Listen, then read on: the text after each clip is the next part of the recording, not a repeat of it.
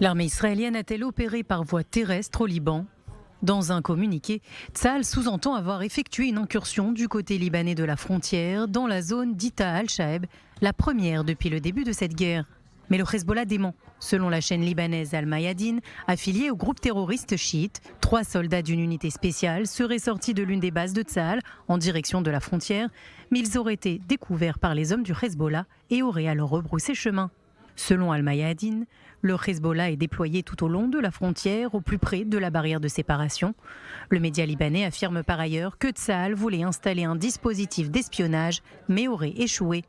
Au Liban, on rapporte par ailleurs une puissante riposte de Tsahal, la plus importante jamais menée selon le média libanais Al-Manar. Une trentaine de missiles et des tirs d'artillerie dans la région de Wadi Salouki et dans les villages de Rabt al-Atin et Merkaba, au sud du Liban.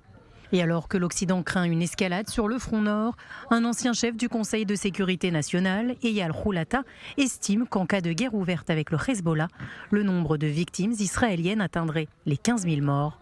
C'est ce qu'il a affirmé au site américain Bloomberg. En 2006, la deuxième guerre du Liban avait coûté la vie à 165 Israéliens en 34 jours de combat.